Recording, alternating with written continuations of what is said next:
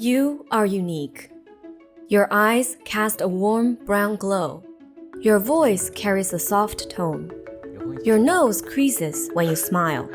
But the things that make you unique can also be used to track you.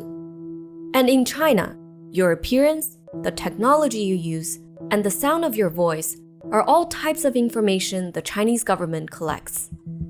The scale of this surveillance and the infrastructure supporting it are larger and more elaborate than previously known.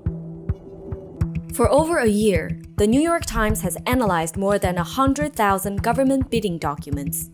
They span 2 decades and were collected and shared exclusively with us by ChinaFile, a digital magazine published by the Asia Society. In these bidding documents, government agencies from across the country detail what surveillance products and services they need, from phone trackers to equipment used to collect iris scans and DNA samples. These documents explain the strategic thinking behind the purchases and invite companies to bid for project contracts. Together, they reveal China's ambition in collecting vast amounts of sensitive personal data. From the local to national level, China aims to gather as much information as possible on its citizens, centralize this data, and use it to maintain authoritarian rule over its entire population. Let's start with the cameras, the foundation of China's surveillance state. There's a lot of them. Analysts estimate that over half of the world's nearly 1 billion surveillance cameras are in China. These cameras surveil and store the images of all who cross their paths.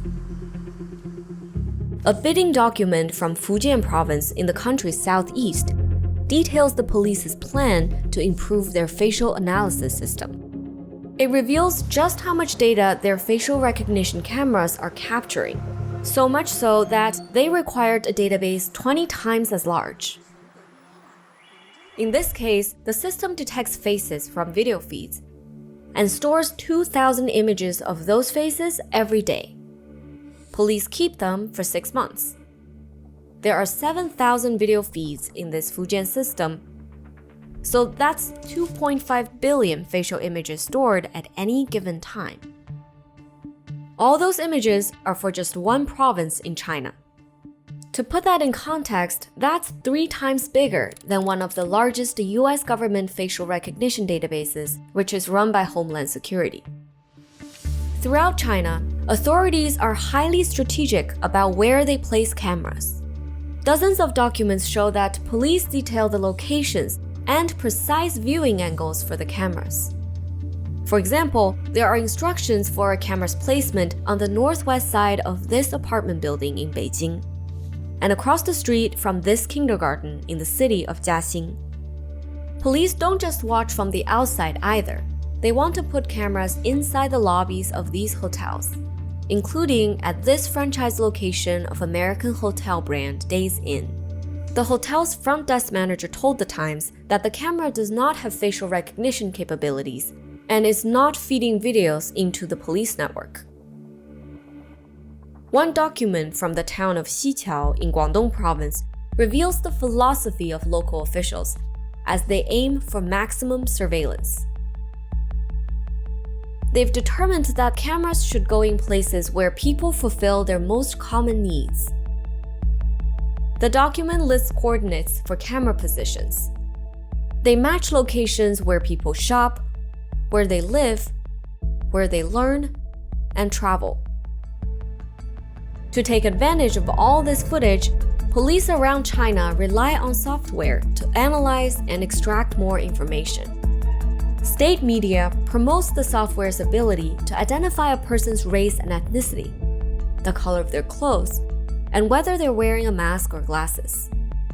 Documents show this technology can search a person's image in existing databases for a match. These search results often contain more specific information about the person, like their national ID number, name, sex, and permanent address. While this type of technology is readily available, the documents show the government doesn't think it's being used widely enough. In one, China's top police agency complains that the analytical capabilities need to be better and are too decentralized. The government is determined to not only fix these consolidation issues, but to branch into new and more invasive surveillance technologies. While cameras track you in public, much of your private life is on your phone. Your location, the apps you have, the things you say online. The government is using all of this information to monitor you without you even knowing. Police use phone trackers to help connect your digital life to your physical location. Our investigation found a dramatic expansion of their use across China.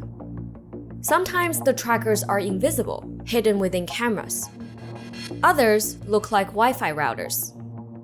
Here's how authorities put this technology to work. Your phone is constantly searching for the strongest available network signals. Some trackers, known as IMSI catchers, imitate strong cellular signals, luring your phone's connection before capturing its unique identifying information. Other trackers, like Wi-Fi sniffers, lie in wait on public Wi-Fi networks, intercepting and analyzing your phone's outbound communications. Since these trackers can be installed throughout a city, authorities can use them to map out a phone's movements. Let's say you post something online that the government finds incendiary. Police can go to social media companies and find out your username, phone number, and your device ID. They can then look up that device ID to see what the trackers have captured. This way, police can find out where you've been and where they might be able to find you. These trackers can also exploit weak security practices and might be able to screen the apps you've installed. And those apps can say a lot about you. For example, police from a county in Guangdong bought phone trackers and hope they can use them to detect which phones have a Uyghur to Chinese dictionary app. Users of the app are likely part of the Uyghur ethnic minority, a group that is heavily surveilled and oppressed by the government. In 2019, a New York Times journalist walked around a city in Xinjiang where most Uyghurs live. There, he found 38 Wi-Fi sniffers in just one neighborhood. We traced one of the earliest phone tracker purchases to Shandong province in 2015. 7 years later, according to our analysis, all 31 of mainland China's provinces and regions have them. Phone trackers are powerful tools on their own. But here's what happens when you combine them with other data. These are internal product presentations we obtained from MEGV, one of China's biggest surveillance contractors. MEGV's technology compiles various types of personal data from mobile devices, cameras, and other sources. MEGV told The Times its aim is to make communities safer and not, quote, about monitoring any particular group or individual. But this product is already being used by authorities and can display a person's movements, clothing, vehicles, mobile device information, and social connections. It shows us the type of dossier that authorities could generate for anyone. But we found that the pursuit of your personal data goes even further, to the biology of what makes you who you are. This is the next frontier of surveillance in China. The government is actively collecting voice prints, iris scans, and DNA samples from its people, and maintains that the primary use of this material is to track criminals. Chinese media often promote these efforts, but the documents repeatedly show that police are gathering troves of material from everyday citizens too. Like in the city of Zhongshan, here a document reveals that police are adding devices to record audio from at least a 300-foot radius around their street cameras. The document outlines their plan to use voice recognition software to analyze the audio and add people's voice prints to a database. The police hope that combining voice recognition systems with facial recognition cameras will help them identify targets faster. But since your voice, much like your appearance, alters over time, our investigation shows Chinese authorities are starting to collect personal identifiers that are less likely to change over time, such as iris patterns. One document reveals that in Xinjiang, where millions of Uyghurs live, a government contractor built a database that can hold iris samples of up to 30 million people, enough to cover Xinjiang's entire population. We discovered this same contractor is now building large iris databases across the rest of the country. Documents show that the Chinese government is collecting another type of sensitive biometric data from broad segments of the population: DNA from men. Authorities can use genetic tracing to catalog entire generations of men, so a database built today will be useful far into the future. China says it uses these genetic databases to solve crimes. Criminal investigations around the world also rely on genetic information for this same reason. Y chromosome DNA is passed down from father to son. Given a genetic sample from an unknown male suspect, investigators can compare the man's Y DNA to samples already present in their databases. A match indicates a relationship along paternal lines and helps pinpoint the suspect's family history and geographic ancestry. Because of privacy concerns, many countries limit DNA collection to just criminals and suspects. But our analysis shows China stands out in its ambition to build ever larger databases of male DNA. We identified the earliest effort in Henan province in 2014. Today, male DNA databases exist in at least 25 out of mainland China's 31 provinces and regions.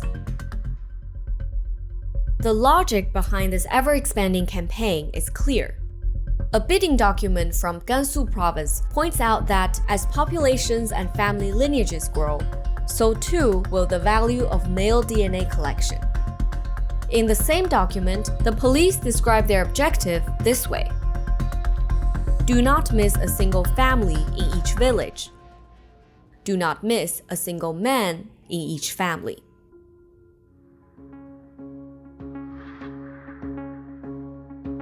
From faces to DNA profiles, iris scans to voice prints, the Chinese government is consolidating vast quantities of unique personal data with one ultimate goal: to build a comprehensive profile for each citizen, accessible anytime, anywhere, up and down the ranks of the government.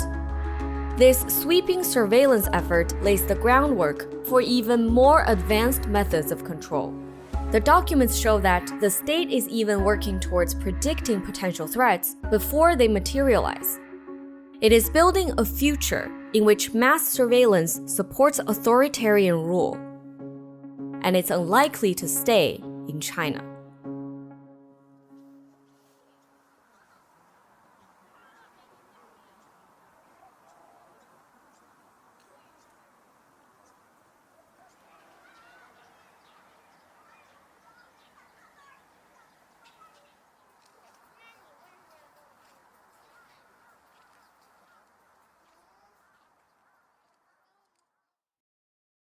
Hi, this is Mu Yi, one of the producers of this video. Our team spent over a year analyzing more than 100,000 government bidding documents to reveal how China's surveillance state is seeking sensitive personal data at an unprecedented scale. We also obtained internal presentations from a security contractor and reviewed police manuals and state propaganda. We'll have more coverage of China's invasive surveillance efforts, including how officials are trying to predict the future to stop threats before they even materialize. You can see our ongoing coverage at the link on the screen.